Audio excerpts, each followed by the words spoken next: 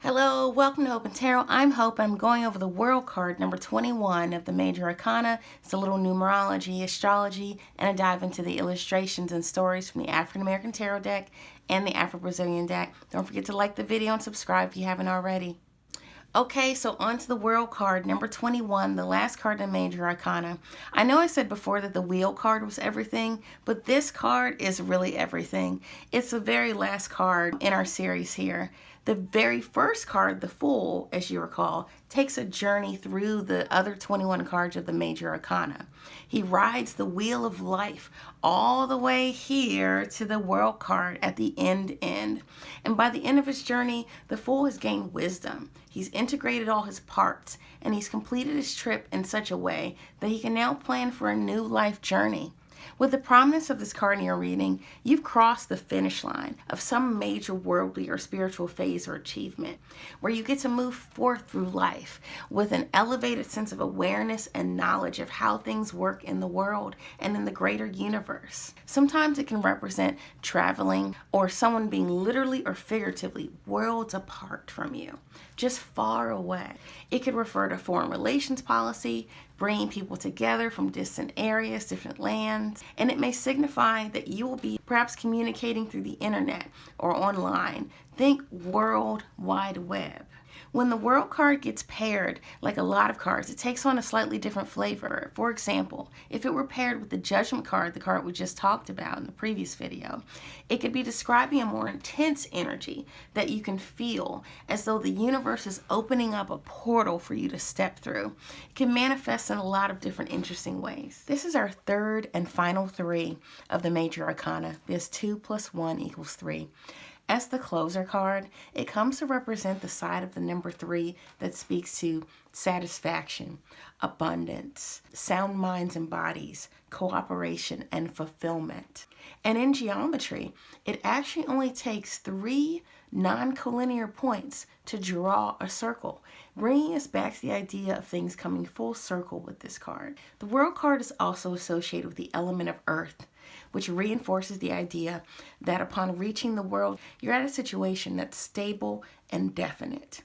So the World card is associated with the planet Saturn, and Saturn placements in astrology are classically known for creating difficulties. But I can tell you, as someone who has very strong Saturn in their chart, that really Saturn's influence is about bringing gifts in exchange for hard work and time served.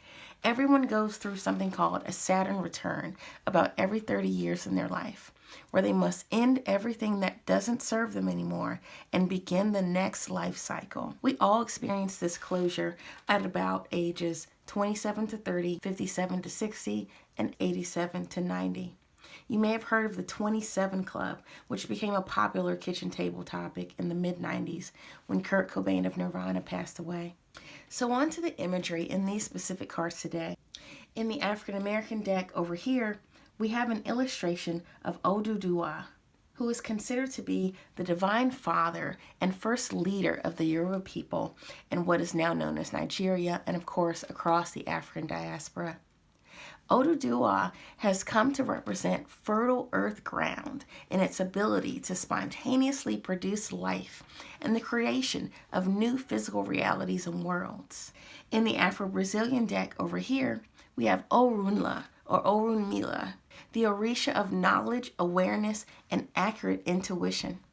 He's known for his wisdom and mastery of divination, and he serves as the eyes and the ears of the Supreme Creator. Through the Supreme Creator, Orunmila created Ifa for humans. I've also seen Orunmila associated with the third eye. So there goes that number 3 again.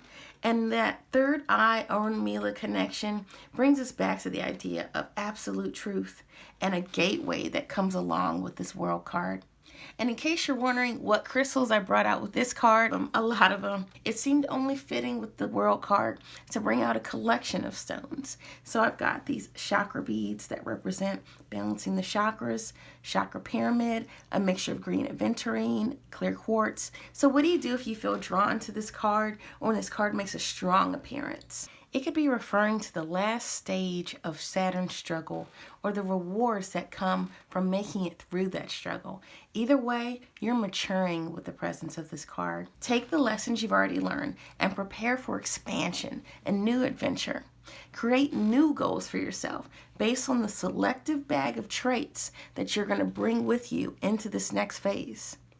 Honor yourself, honor your achievements, and connect with the wider world around you. Isn't that awesome? That's all for the World card, our last card in this series of the Major Arcana card meanings, upright and well positioned. Best wishes to you and have a fantastic rest of your day. Don't forget to like the video and subscribe if you haven't already.